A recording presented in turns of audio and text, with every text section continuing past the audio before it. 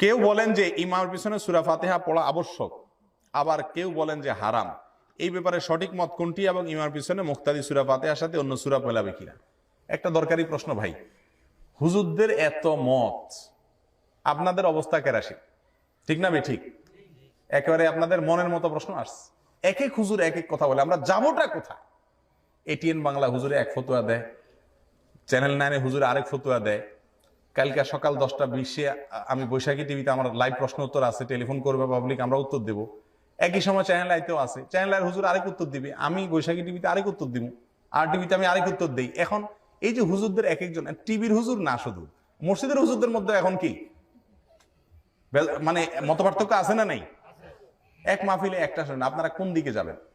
এই জন্য অনেকে রাগ করে বলে মৌলবীরা এত মত করে, এদের জ্বালায় দেশে থাকাই দায় হয়ে গেছে। এখন হুজুর এক একজন এক এক কথা বলে, দোয়াল্লিন না জোয়াল্লিন কয় নামাজই পড়ি না।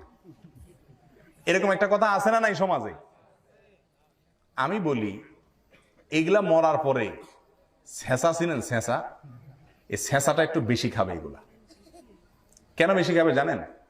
কারণ আপনাদেরকে যেমন জিজ্ঞাসা করি, তেল আমরা যেটা খাবারের তেল খাই না তরকারির সাথে, কোন তেলটা সবচেয়ে ভালো বলেন তো দেখি?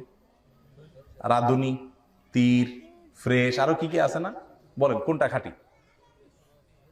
হ্যাঁ, একজন বলে রূপচাঁদা, আরেকজন বলে ফ্রেশ। এটা জীবনে কোনোদিন একমত হওয়া সম্ভব? কিয়ামত পর্যন্ত কোনোদিন একমত হওয়া সম্ভব? সম্ভব না। কেন?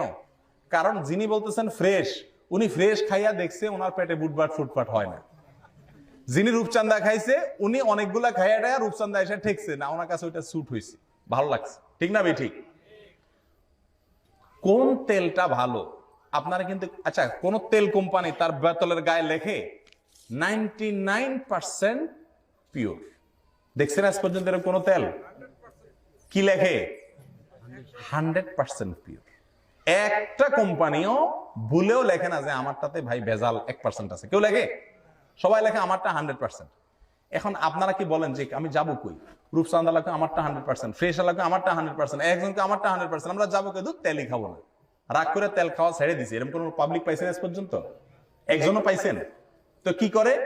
ওই যে বললাম, একদিন রূপচাঁদা খায়, কয়দিন খায়, খাইয়া দেখে কি হাল, এরপরে ফ্রেশের দাম কত, দেখতে কেমন, খাইয়া দেখে কি, এরকম কয়েকটা যাচাই বাছাই করে যেটা বেশি ভালো মনে হয় সেটা সে ব্যবহার করে, ঠিক না? ঠিক দুনিয়ার বেলাটা খুব ভালো বুঝি আলহামদুলিল্লাহ, ওয়াজ নসিহত করা লাগে না। দিনের ব্যাপারে এত ওয়াজ করার পরও সোজাকরণ যায় না, এরপরে হুজুররা এত মত কেন? আরে ভাই হুজুরদের মত কেমন পর্যন্ত থাকবে? এর ভিতরে কোনটা বেশি সঠিক সেটা জানা, যাচাই করা, নিজের বিবেককে খরচ করার দায়িত্ব আপনাদের।